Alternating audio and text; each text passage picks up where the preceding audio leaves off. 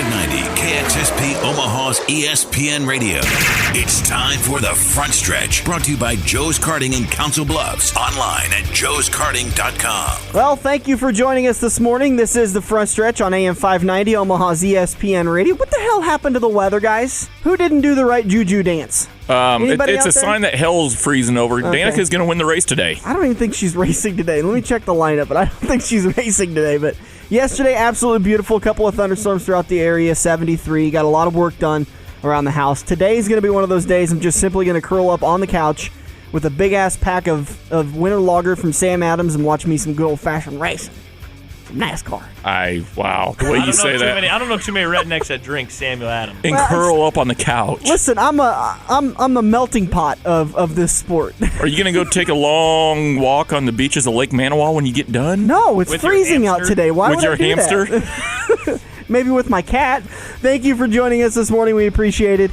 Just 2 shows left in the regular season. We're going to do, obviously, this week.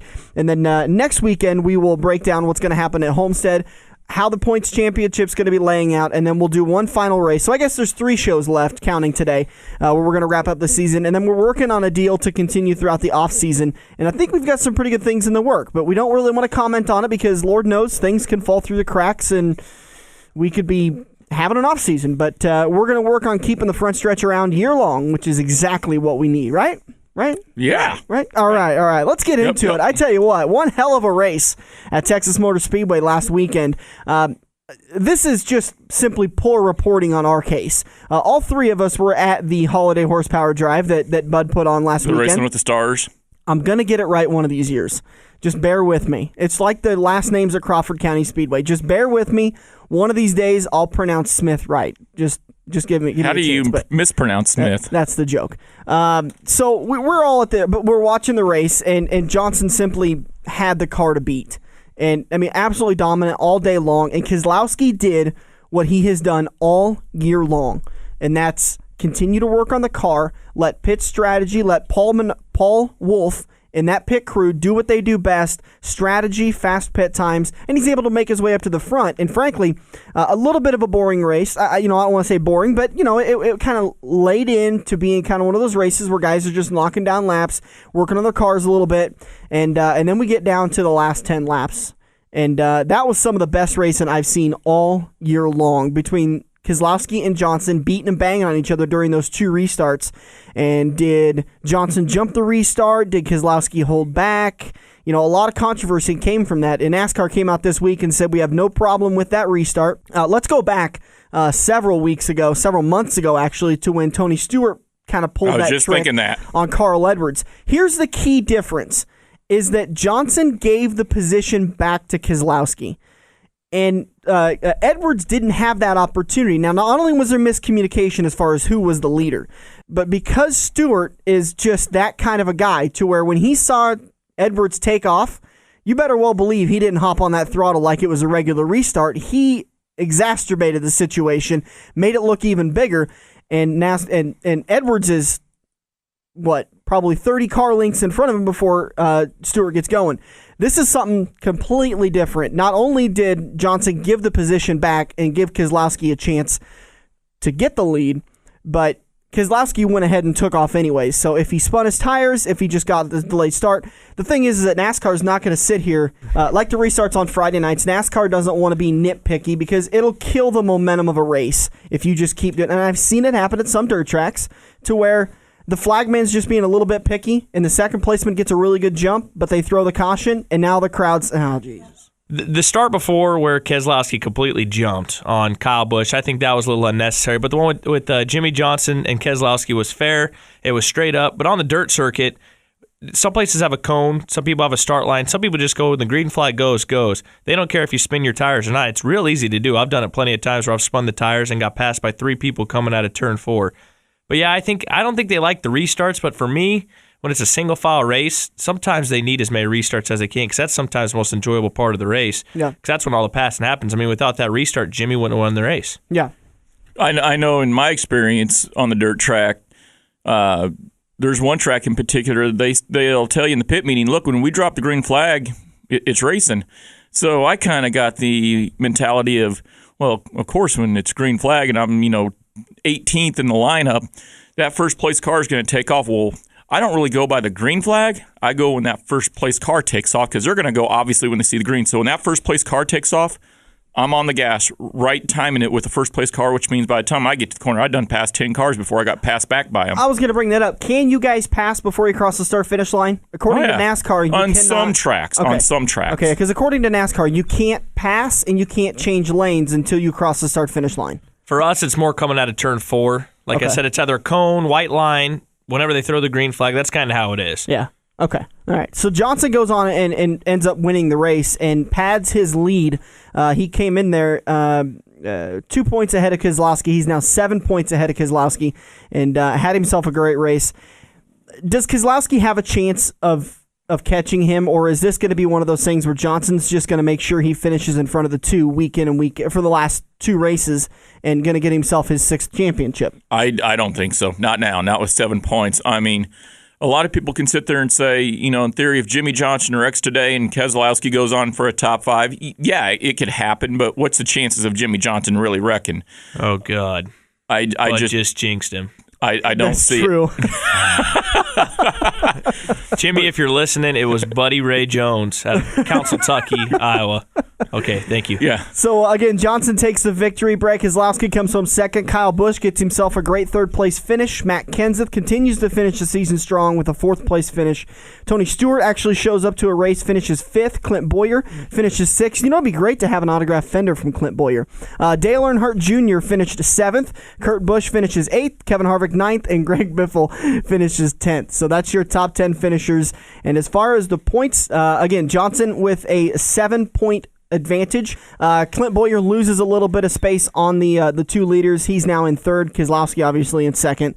Kane in 4th. Kenseth in 5th. Gordon 6th. Hamlin 7th. Stewart 8th. Martin Truex Jr. 9th. And Greg Biffle is your 10th placement as far as the points go, leaving Texas Motor Speedway for the AAA Texas. Where did 500. Bowyer finish in the race? 6th. 6th. All right. So another top 10 for him. Yes, even 6th. if Bowyer doesn't win the championship, you really got to give kudos to the guy in the team and the organization behind him. I mean, man, he has really made himself out to be a legitimate contender week in and week out. I tell you what, I said it. You and I were sitting there in Kansas last year, and when they unveiled that 15-car, that 5-hour Energy 15 car, I said this is a mistake. For Clint Bowyer to leave Richard Childress Racing and go to Michael Waltrip Racing, this is a mistake. His career's probably going to be over with by now. And I tell you what, I don't think, listening to some interviews he's done on this season, I don't think he expected them to be at this level already. He expected them to be good, but not this quickly. And that's a testament to what Michael Waltrip Racing is doing for the future. It's a testament to what Clint Bowyer can do. And I think this guy's going to be a challenger in the next couple of years. Are we seeing Andrew, you guys kind of know Clint a little bit. Are we seeing just a lucky good year like some of us do in the dirt? Are we seeing a lucky good year with Clint, or are we seeing maybe the rebirth of his career in cup racing? His lucky good year was when he got 3rd in the points about 3 or 4 years ago in the 07 car. That was a lucky good year because he won the first race in the chase, and he just kind of ran good since. And this year, he's just been amazing, I think. This is his best year, I think, ever. And I'd watch out for him next year and the year after that because I think he's going to be real good. And, you kind of look at it, you wonder if he didn't see some writing on the wall. I mean, look at what Richard Childress Racing has done this year. Kevin Harvick has, I don't want to say been irrelevant, but he's had an off year for his standards. It's like where'd you go now, Kevin? Yeah. Exactly. Where'd you come from? Where'd you go, Kevin? God, that's probably one of the smartest things he's ever said. Don't give him that. Okay, you're right. I don't want to be filling his ego. In turn 2, not many stories to talk about, so we're going to talk about what happened at the Holiday Horsepower Drive. We're going to try not to get into a fight because there was a fight at the Holiday Horsepower Drive. It's amazing. Even when you're racing for charity, drivers will still go fisticuffs. We'll talk about what happened at the Holiday Horsepower Drive. In turn 3, we're going to kind of mix it up a little bit. Typically, we do interviews. I think we're throwing the interview segment out the window because we're getting down to the end of the season. So instead, what we're going to do, I'm going to pose you guys a question. And I want you guys to give me your immediate answers, and we're going to debate about these big topics. I think that are kind of because we talked to a lot of fans down in Kansas. Some of the things they came to us with things they wanted changed. I want to pose them to you and see what you guys think. That's coming up in turn 3. In turn 4, we'll find out what's going to happen with just 2 races to go in the 2013 Sprint Cup Championship. We head to Phoenix, so we'll find out what's going to happen. That's all coming up here on the front stretch on AM 590, Omaha's ESPN Radio. This is the front stretch on AM 590, brought to you by Joe's Karting, online at joeskarting.com. Well, thank you for sticking with us despite what happened there in turn 1. Every once in a while, we're okay to have a bad show. Well, yeah, I mean, Danica's got a bad race every now and then. Every now and then. At least we didn't hit the wall. The thing is, though, she seems to be doing better down in the Nationwide Series since Ryan Pemberton took over that pit box. I watched the race on Saturday at Texas, obviously last Saturday at Texas, and I tell you what, she didn't do too bad. And she seems to be holding her own all of a sudden. Really, if you really look back at the Nationwide Series, she's actually been somewhat consistently been able to hold her own. It's only until she gets to the Cup that she struggles, or she gets hit, or she puts somebody in the wall, or does something like that. Yeah, and that Atlanta Castle thing, I applaud it. I mean, if she felt like she was done wrong, then put him in the wall. She did the same thing to Sam Hornish Jr. I mean, yeah, but as a driver, it kind of made yourself. In the end, she was wrong. Yeah, but I assume that she called him and apologized. But that's the kind of fire that we like to see. We've always criticized these guys like. And I'm just going to say it, just Jimmy Johnson, because in the beginning of his career, he was criticized for being the vanilla driver. And yet, we've got somebody like Danica Patrick that when she feels like she's done wrong, she'll put him in the wall. It's almost like she's the long-haired Dale Earnhardt. She'll rattle your cage. Oh, yank okay. your chain. Senior. I thought you meant junior. Okay. Right. Well, let's talk about the 5th annual Holiday Horsepower Drive Racing with the Stars. Let's talk about it. Well, great turnout for the event. Actually, a really good turnout. I was very surprised. How many celebrity drivers in all did you have? I think we had 21, 22 on tap, and every year, not every single one of them shows up, but we have 21, 22 on tap this year, and I think we ended up with 16 or 17 of them showing up. Yep. We had some from up around the extreme southeastern corner of South Dakota, northern Nebraska. We had some, quite a ways out, a little bit past Denison show up. So, all in all, not a bad turnout. A lot of good, tight, hard racing. And just like any old NASCAR race, you had some rowdy moments and some fights and some wall bangers and stuff like that. I tell you what, calling it rowdy was the least of it. I mean, we joked about it last weekend about how you'd seriously thought Kurt and Kyle Busch were there. You really would have. Or that it was the 79 Daytona 500 at the end there when Bobby Allison and Junior Johnson got into a fist fight. Yeah. I remember that. I don't think it was 79 though for some reason. No, it was 79. It was the first year that NASCAR was on TV. I can't remember if it was 79 or 73. 79. Okay. Well, anyways, that's what it seemed like it was. I mean, listen, Josh Mose is a great guy. I went to school with him. He's a really nice guy. You get him on the track, and you just can't help it but want to put him in the wall. Because he kind of instigates it. No. And he's admitted it. I'm not talking bad about him. He's admitted. He says, maybe I am a little bit too aggressive, but you know what? That's my driving style. And I agree with him. I think he is a little bit too aggressive. But anyways, we joked about it last weekend about how Nicole Peterson took him out at the Crawford County. The Joe's versus Pros night. Right. And he seemed to have done the same thing, except he did it to Jesse Saubing's wife, which Andrew then turned to me and goes, "Oh, Bud's going to kick him out. He's messing with Bud's boyfriend's wife." I was wondering where you guys were because I was standing right there and I saw that, and all I seen was Josh Mose pushing Brandy into the wall, and then Josh turns around, and here comes Jesse, like, don't mess with my woman, and Jesse just plows into Josh's rear end. The best was when they finally got her cart out from underneath the wall, got it refired, and she just lays on the gas and just slams into Josh. If you've ever been to Joe's, you can understand what I'm talking about. The hairpin turn, she was wrecked right there. Josh was at about 5 feet from where that stretch starts there to go into the long turn. And she got all of her momentum built up and just slams into the back of Josh. Yeah, it was definitely... It got a little brutal. But the thing is that you guys kept it safe. You kept it clean. Nobody got hurt. You had a little conversation with the drivers after that. Said, okay, that was fun, but that's it. We're done doing that. I don't think any of us listened. No. Well, you're drivers. You don't listen to the officials. Yeah. I mean, it just comes No, but and honestly, it doesn't matter if it's a go-kart at Joe's or if it's a box car. Andrew, you can attest to this. We're race car drivers. You put us in anything that we can race. It doesn't matter what in the hell it is we're driving. We're going to drive it hard, and we're there to win. It doesn't matter if it's in a late model, a modified, a box car, a red radio flyer wagon. It doesn't matter. So, What about a blue radio flyer wagon? oh, we're just going to beat the hell out of it. Okay. Blue too? Oh yeah. All right. Green? Yep. Okay. I'll You just darn check. I right. want to make sure you get all the colors. Pink. Oh boy, watch out. Pink, you're doing it for breast cancer awareness, though. Yep. So that's okay. But a great event at the Holiday Horsepower Drive. Again, obviously, you want to say thanks to everybody who came out. Yep. Do you have an idea of how much money you guys were able to raise? My wife Rachel's actually got that amount, and from what I was told Sunday, not counting the races themselves, we were right around that $1,700 mark. She didn't have it down to the penny, but Yeah. it was right around $1,700, which was a record day for sales. And I think in sales, if I remember right, it was 207 races sold in 4 hours. I got to give you guys a lot of credit because it was running like a well-oiled machine. Oh, yeah. And it's stuff. They run like that all the time at Joe's, but there was a lot of people there. You guys were on top of it, so that races were starting within 2 minutes of each other.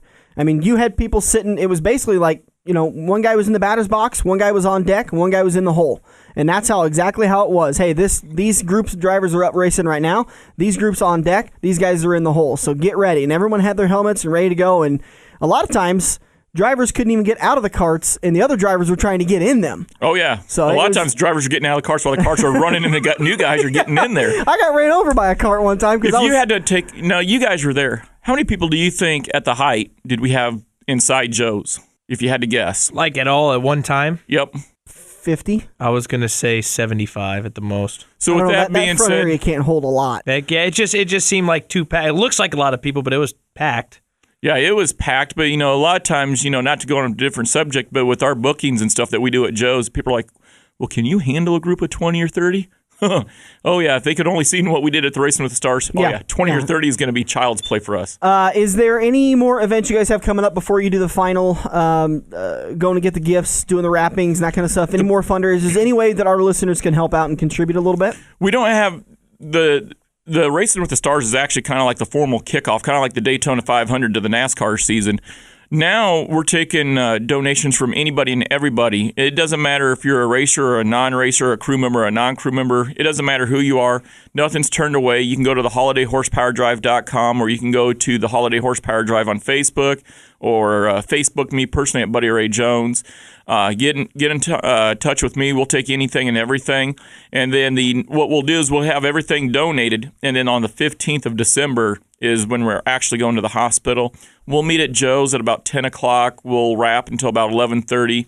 We'll hang out, maybe do a race or two. And then at 1 o'clock, we go to the hospital and we'll sit down with all the kids. And then... How can people get a hold of you if they want to donate? Can they call email address? Yeah, BuddyJ at joeskarting.com. It's BUDDY letter J at joeskarting with a K.com. All right, so that's the Holiday Horsepower Drive, and I got to say, I'm really excited about this, and maybe someday I'll actually get the helmet, but I was the one that got the winning bid on the 2012 Silver Dollar Nationals starting lineup helmet, and I was actually fully prepared to go toe-to-toe with somebody, but apparently not a lot of people there understood what it was. So little old me, I get myself the helmet. And I got to tell you, next year you've got ideas for what you're going to get for 2013's Holiday Horsepower Racing with the Stars. So if you want to be interested in that, become friends with Joe's Karting on the Facebook page. You can become friends with the Front Stretch, and we'll keep you posted there. But awesome items that were up for bid. I mean, I heard there was like a front nose panel with Clint Boyer's autograph on it.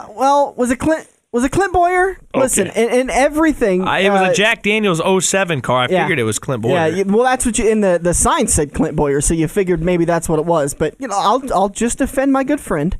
Despite how old you are, you still learn lessons in life. Yes, you do. And one thing you learned was don't take people at their word. No. And letters. The guy that gave me and I won't mention names, but the guy that donated the piece, he told me it was a Clint Boyer. And I kind of looked at it a little bit, and I was like, well, if he says it's Clint Boyer, it's Clint Boyer. And come to find out, it's actually Casey Mears from 2008. Not a bad autograph. No. The S really threw it off, though. I go, Clint Boyer. He's missing an S somewhere. There's not even an S in Clint Boyer, and yet there's clearly an S sign on there. But yeah, so that's still available if you're interested in the fender. Yep. And it's, again, what is it? It's a late model fender or a modified? It's actually off of a late model. It's the center nose piece of a nose. Okay. So people can email you to get information on if they want to bid for that. Maybe we'll put it up on eBay or something like that and put links on the Facebook pages so that way you guys can get notices and you guys can bid on it. That's an awesome item. And you did have some really awesome items there. The lube tube, the Hawkeye lube tube, Hawkeye helmet lube tube. There's a lot of interest in that, actually. I wanted a Husker one. If Husker one, I'd have been all for it. Well, we had a Johnny Rogers one. It was just a mini helmet, but it was autographed by Johnny Rogers. I like those. They're nice little small mini helmets, and it was autographed by the Jet himself. So Johnny the Jet Rogers. Yep. Not Johnny the Jet Sadoff. But so that was this year's Holiday Horsepower Drive Racing with Stars, and can't wait to do it again next year. So just around the corner, we're going to pose that big question that we've been talking about, and I'm going to pose it to all of you guys, and I want you to think of your answer during the break. Do you think the Sprint Cup drivers, full-time guys, should be allowed to come and race in the Nationwide? Fans, you think about it. Listeners out there, you think about it. We're going to give you our opinions when we come back. This is The Front Stretch, presented by Joe's Karting on AM 590, Omaha's ESPN Radio. You're listening to The Front Stretch on AM 590, Omaha's ESPN Radio. Brought to you by Joe's Karting in Council Bluffs. Online at joeskarting.com. Well, we appreciate you sticking around. This is Turn 3, and you're on The Front Stretch, presented by Joe's Karting in Council Bluffs, online at joeskarting.com. This is Turn 3, presented by the Auto Connection in Lincoln. With the cool temperatures just around the corner, this is the time of the year you need to get your car in to get it fully serviced. Before we know it, there's going to be snow packed up into joints, into ball joints, into tires, into hubcaps, and you got to get everything into nice, tight working order, or stuff's going to vibrate and just bust away. I actually had that happen one year on one of my Rangers. The tire just fell off. I'm not even kidding you. What? I'm not even kidding you. I'm driving down the interstate. It's 72nd. I'm heading west on the interstate. I go to get off. I'm heading on the interstate. I'm heading west, and I'm going to get off on 72nd. I turn the wheel, and I watch the tire keep going. And I just truck hit and just slid to a stop. If I'd have just taken it to the Auto Connection in Lincoln, I wouldn't have had to have paid $1,600 to have my ball joints and my front suspension replaced.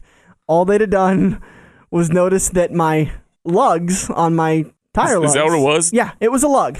A lug came loose. $1.34 is how much it cost me to replace the lug. $1,600 is how much it cost me to have my front suspension replaced.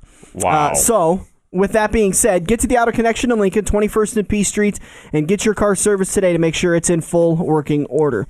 I posed this question as we went to the break just a little while ago, and I'm going to ask you guys. Andrew, I want your answer first.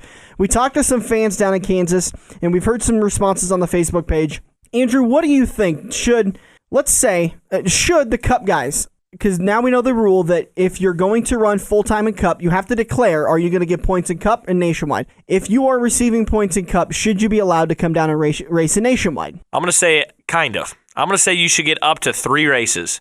You should not be able to run a full season, half a season, nothing. That's for the guys that are up and coming. They need to have 2 separate things going on here, because on Saturday night, or let's kind of bring it back to the dirt here, in the Grand National Crate class, they have their drivers, their people. And then you see the super late models. That's something that you worked your tail off to get to, was the super late model. Those guys in the Nationwide, the Ricky Stenhouse, he's going to be known as a Nationwide driver to me, even in the Sprint Cup thing, because that's what he was in. But a guy like, if Jimmy Johnson moved down to the Nationwide race, I would just be like, it's whatever. Jimmy Johnson, like Kevin Harvick, I think he won last week, didn't he? Yeah, he won at Texas. Now, obviously, they raced last night, and because we record on Wednesdays, we don't know what happened last night. But we're going to refer to last Saturday as Texas Motor Speedway when Kevin Harvick won. It's one of those that I don't like that. I think those guys have earned their right to run in the Sprint Cup Series. That's where they should stay. If they need 3 practice sessions, because everybody doesn't get to a road course, or those guys don't actually, if they are having just a terrible time running Daytona, the first race of the season, and they need to run 1, I feel that they should be able to get 2 to 3 races, but that's it. I don't like them bouncing back and forth like the year Carl Edwards ran the full season, which it obviously made him better, but let's get somebody else up in the sport that really wants to get it. Somebody from the home tracks, the dirt circuit, somewhere in there. I want those guys up in the nationwide. Buddy, what do you think? Should Cup guys? Andrew really, really worded that really, really good.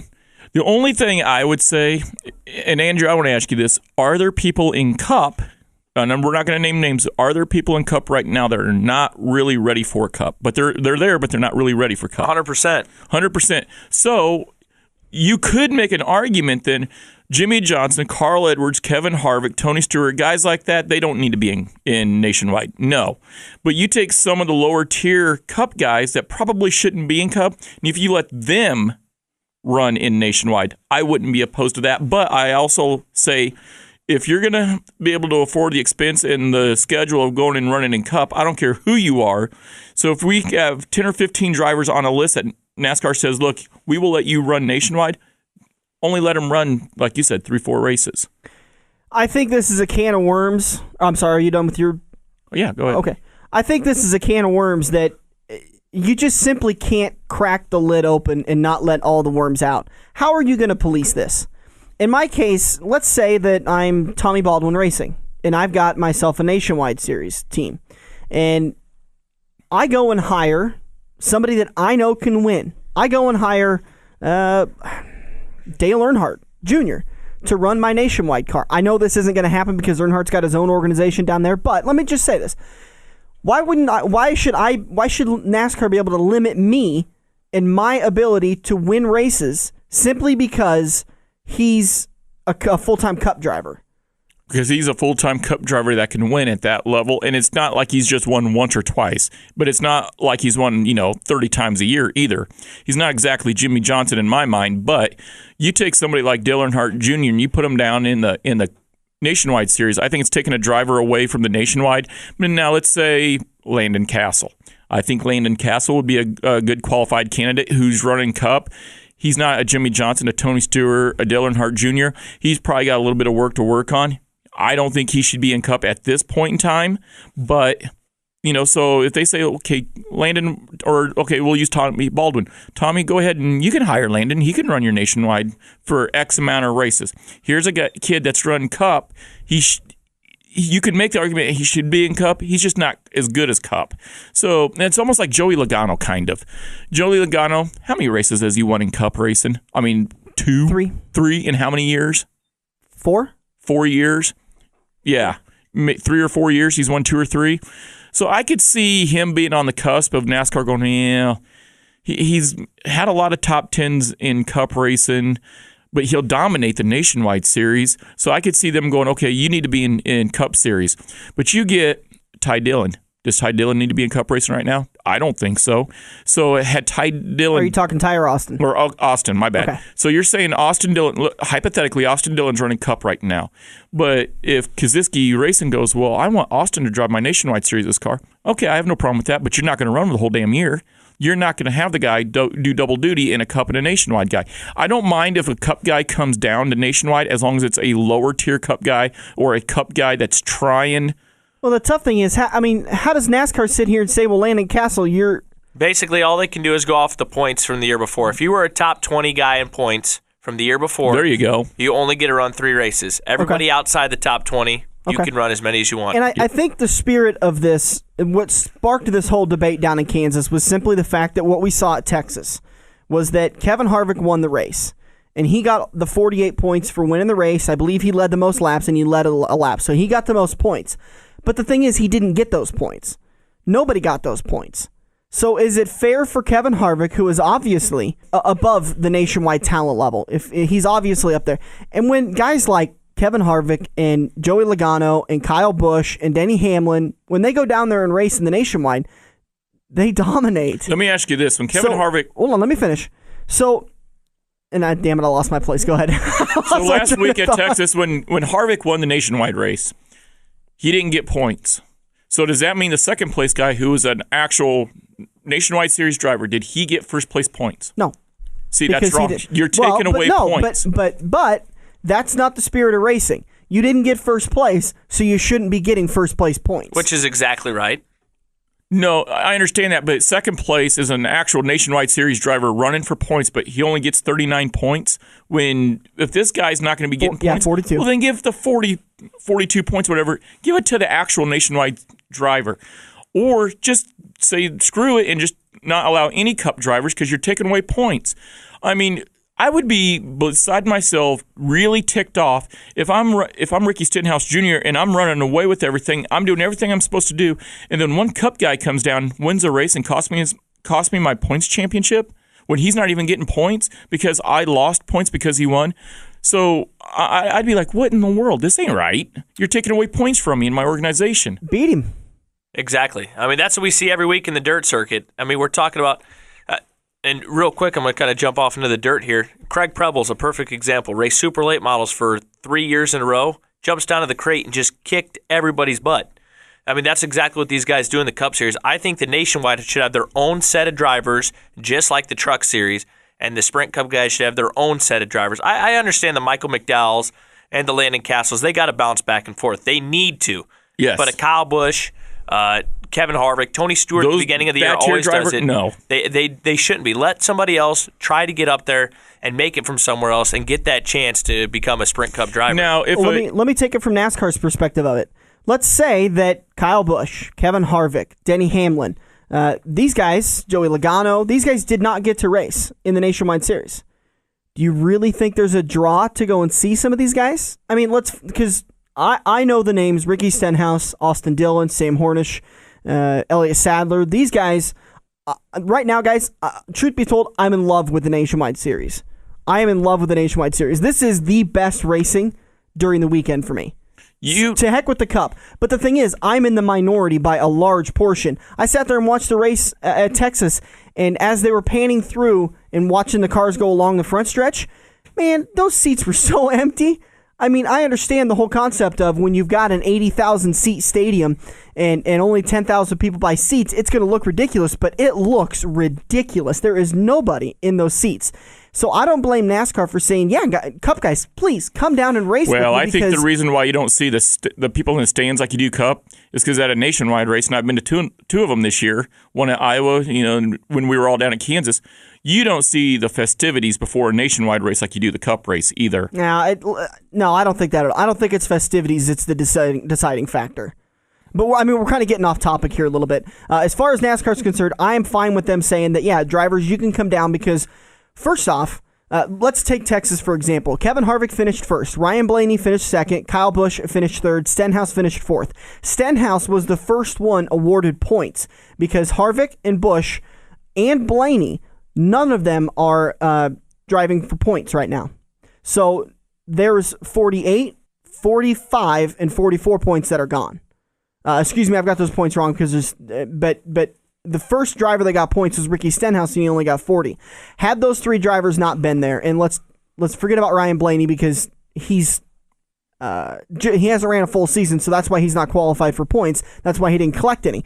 But Ricky Stenhouse would have won that race, hands down. But instead, Kevin Harvick and Kyle Busch beat him. Doesn't it give Ricky Stenhouse a little bit more of experience? When he gets to race against Kyle Busch, it's like a sample of what he's going to see on Sunday when he goes up there next week. Well, isn't there a little bit to be said for that? Yeah, I mean, you're only as good as the competition that you race against, but still, even in Nationwide, you take away Kyle Busch, Kurt Busch, Tony Stewart, Carl Edwards, those guys, there is still some rock-solid competitive racing going on down there at the Nationwide Series. That's the same exact tier of driver, I think. Not necessarily like the top three guys. I don't think the Austin Dillon, name some of the guys that are top down there. Austin Dillon, Hornish, Ricky Elliott Stenhouse. Sadler. I don't think those guys could step up and run top 10s every week with the Sprint Cup guys yet. They have their tier of drivers, so why bring a top dog down there to just kick their butt? That's one reason why I think a lot of people don't want to watch a Nationwide race. I mean, at the beginning, like I said, beginning of the year, Tony Stewart's going to go out there and win the first two like he always does. That would be like telling Jesse Subban, go buy a Z06 Corvette and you're going to go race against 20 Volkswagen Beetles from 1960. Well, who do you think is going to win? I mean, you got the top-notch driver, best equipment, but, and granted, they're not using the same style equipment. They're still in a Nationwide car, but, let these guys up and come. I think if you're to take the Cup guys out altogether and let these guys really go tooth to nail, I think you'd see the quality of racing in the Nationwide Series go up, therefore bringing fans in the stands. And then we can see if there's a driver that wins 8, 10 races, that guy's going to get a ride next year. But the problem is there's no sticker value. Explain to me, buddy, why you don't go and watch the Omaha Storm Chasers. Is that baseball? Yeah. That's my point exactly.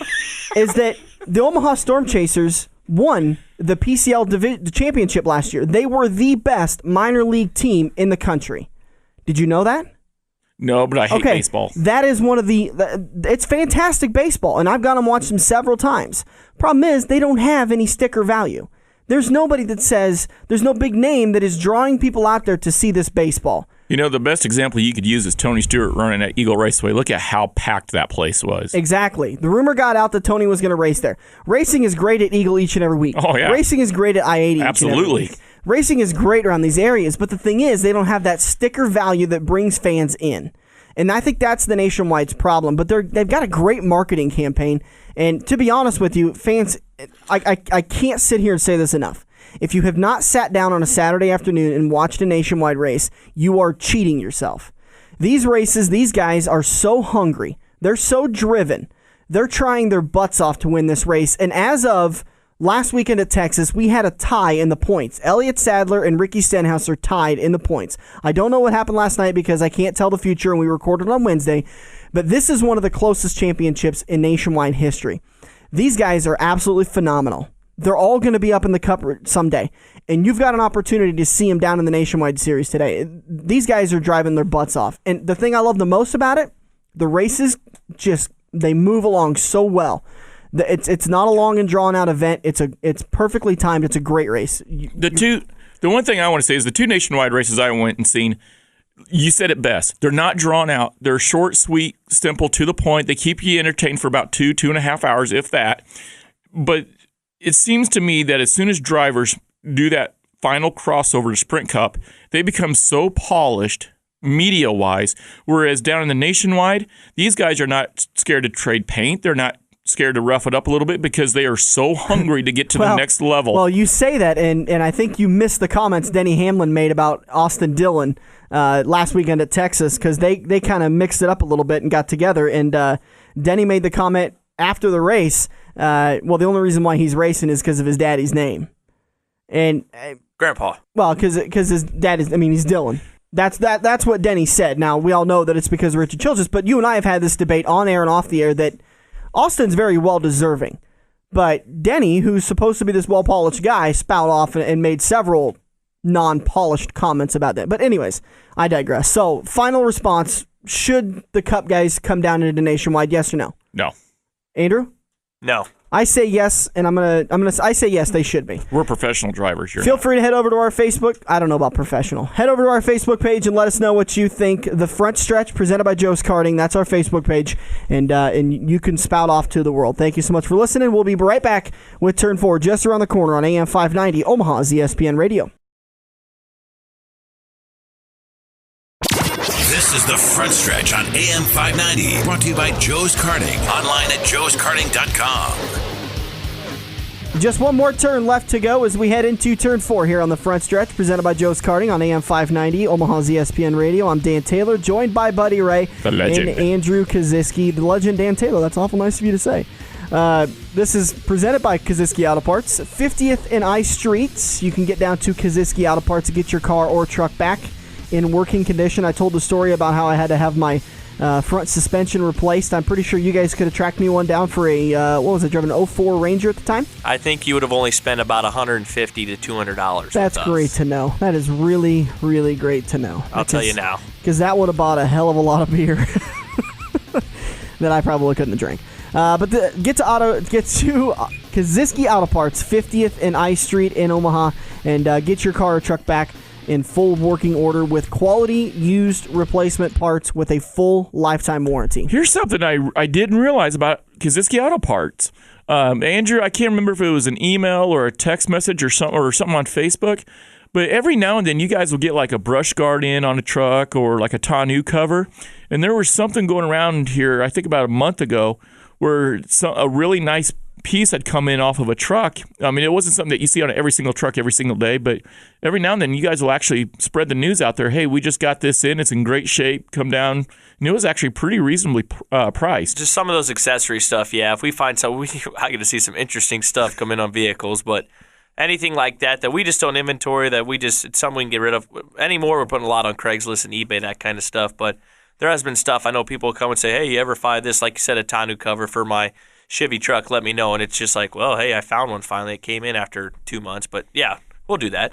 50th and I Street is where you can get to. Andrew, I don't have the number down in front of me. 731 4592. I actually had it in my head. 4592. This is turn 4, and this is where we talk about the race that's coming up. Let's talk about Phoenix. Just 2 races left in the championship point standings for Brad Keselowski to catch up to Jimmy Johnson in the championship point standings. And right now he is 7 points behind. As we went to Phoenix earlier in the year, it was just race number 2. And completely different weather as we went into Phoenix. And this is going to be one of those tracks that is going to completely compound and confound crew chiefs as they have to deal with a racetrack that changes not a little bit, but a lot over the race. Did they resurface Phoenix in this last year? Not last year. It's been recent. They resurfaced it and redesigned it a little bit. Denny Hamlin ended up getting the victory. Kevin Harvick was second. Greg Biffle third. Jimmy Johnson fourth. Brad Keselowski fifth. Kyle Busch sixth. Martin Truex Jr. seventh. Gordon eighth. Mark Martin ninth. And Joey Logano got himself a top 10 win. So that's what happened in Phoenix way back March 4th. That was the second race of the season. Now we've got 2 races to go in the season, and we're heading back there again. Talk to me a little bit about what you guys think as far as the championship point standings go. Can Brad Keselowski catch Jimmy Johnson? I think if Brad's outside the top 10 today and Jimmy Johnson's top 5, it's done. It's sealed. Now, if Jimmy Johnson... So you're saying that if, let's say Keselowski finishes 10th, Johnson finishes 5th, 5-point difference between the two is going to seal it. I think it's going to seal it. 12 points is insurmountable. What is a point advantage that you think Keselowski can go to Homestead and still win this? Keselowski would have to win Homestead, and Johnson would have to finish like 15th or worse. Well, yeah, but I know. Well, so that would be a 18-point differential. Yeah. But you just said 10. Or 12. So What is a point differential that you think is insurmountable for Keselowski? How many points is he? What is the maximum amount of points he can be behind going into Homestead in order to realistically have a chance at Johnson? 3. 3. You think within 3? Andrew? Well, I'm going to kind of go out on a limb here. I've been right the past 2 weeks, but I think Jimmy's just going to win here on out. I think he's going to win today, and I think he could possibly win Homestead. I don't think anybody's going to beat him. He's too fast. He's smart. Keselowski's got a lot of work. Yeah, I think to me personally, now that Jimmy Johnson last 2 weeks been current points leader going into Homestead, this kind of takes some of the fun out of it because it's like, oh, here we go again. He's gonna win another title. You know, I was actually kind of excited. I know Andrew over here is not the biggest Bad Brad fan, but I was like, man, I don't care who wins it as long as it's somebody other than Jimmy. Well, that's. I've been thinking a lot about this because you and I talked about it on the way back from Kansas, and we talked about it a lot. You want the best driver to win, right? Yeah. Okay. Last year, going into Homestead, I was talking to a couple of friends of mine, and I said, if Carl Edwards wins this championship, I'll be sad because I'm a Tony Stewart fan, but the best driver won. Tony Stewart won the championship. I think the best driver won. I think it came down to Homestead to decide who was the best driver. They finished 1-2. Tony got the championship, so it goes to Tony. I think if Jimmy finishes in front of Brad Keselowski each and every week for the last 2 weeks, I think he is the best driver, and I think it would be cheating the sport if he didn't win himself his 6th championship. I think Jimmy Johnson and the entire organization overall is superior to Brad. But I'm just saying, as a fan, it would be nice to see somebody else other than Brad, but realistically, Jimmy Johnson is the best of the best. I think he is. To be honest, I've done a lot of thinking about it, and I'm not. I'll say it from the beginning that I'm not big into the history of NASCAR. That's not my strong point. That's not my forte. I didn't watch every single race that Dale Earnhardt Sr. raced in. I didn't watch Bobby Allison and Junior Johnson and Buddy Baker and these guys race. But I have got to say, if Jimmy Johnson wins his 6th championship, and hypothetically, by the end of his career, he wins 7th or even an 8th, I think if he wins a 7th, you have to say that he is the best NASCAR driver of all time. And I know that's going to make people mad, But one thing Dale Earnhardt Sr. didn't do, and one thing Richard Petty didn't do, was win 5 in a row. And that is an ungodly insurmountable feat. But you keep wording it that Jimmy Johnson's winning this. Jimmy Johnson's the best driver. I don't think he's the best driver. He's a damn good driver with the best organization and support behind him. I can't agree with that. I don't think that it's not Jimmy Johnson that won the championship. Then why? It was Hendricks and the crew chiefs. If that's it, why hasn't Dale Earnhardt Jr. won more races since he went over to Hendrick? Why hasn't Jeff Gordon won more races since Jimmy Johnson's taken over? How many times have they changed? Okay, let's just look at the crew chief pairings. How many times have they changed crew chiefs, and how many times has Jimmy changed crew chiefs? When a formula works, you don't break it up. Okay? Exactly. Just because Jimmy Johnson has won his 5 straight championships at Hendrick doesn't necessarily make Hendrick the best organization. It makes them a great organization with probably the best driver of all time with a great crew chief. I think the thing is that Chad Knaus puts Jimmy in positions. But this year, Jimmy has proven to me that he is not just the benefactor of a silver spoon in his mouth. Not being just because he happens to be at Hendrick and he happens to be with one of the best crew chiefs, but because that guy can drive the wheels off of a car. He is probably, I think he is one of the best drivers of all time. Oh, he is one of the best drivers, but okay, the voice of sensibility here on the front stretch, Andrew Kaziski. Andrew, you take Jimmy Johnson and you break him up from Chad Knaus and you give him any other crew chief in NASCAR, is he going to dominate like he does in NASCAR?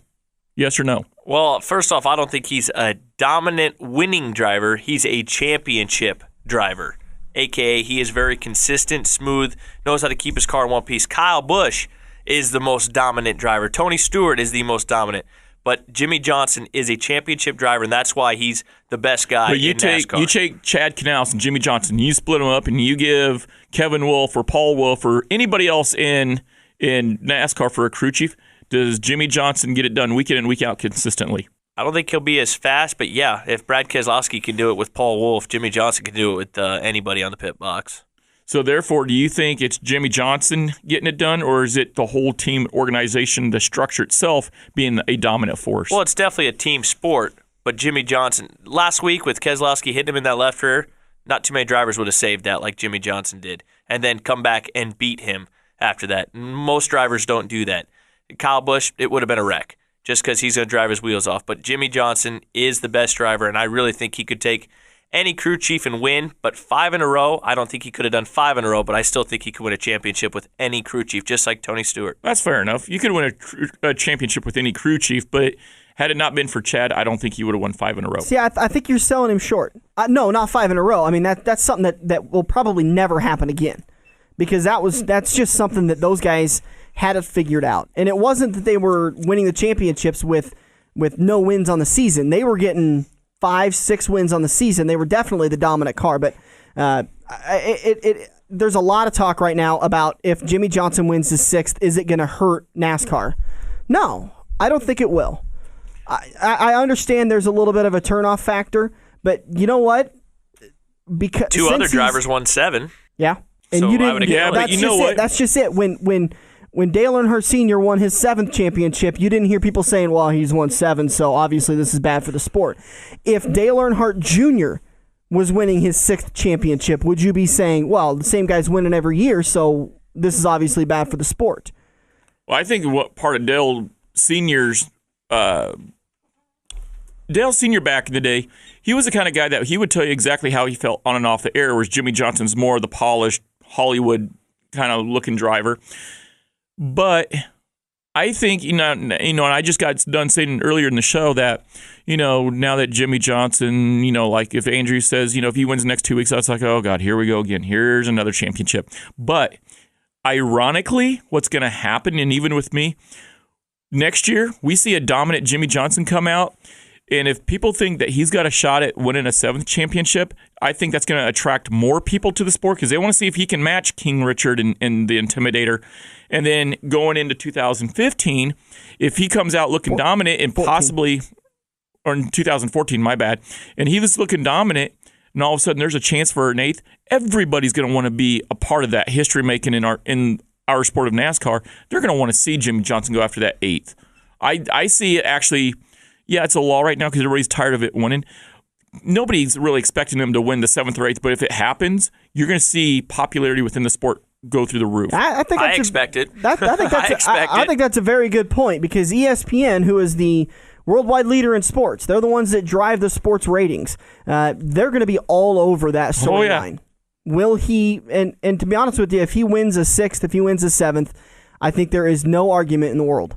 He is the best of all time. And the good thing going about Jimmy Johnson, he's got the youth for it. Yeah. He's plenty young enough. He could win another 4 or 5. I completely agree with you. And that would be absolutely nuts. If he keeps Chad Canals.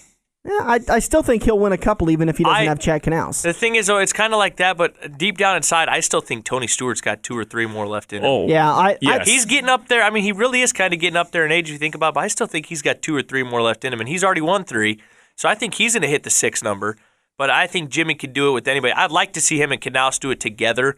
That'd be really cool to break the record and hit 8 of them. But I still think he's going to win 8 or 9 of them. Do you think that Jimmy Johnson could easily go down in history as being the one NASCAR driver with the most championships ever in their career? Oh, yeah. I don't think there's a chance he will. I think he will. Yeah. I think by the time he's retired, he will have won 8, maybe 9.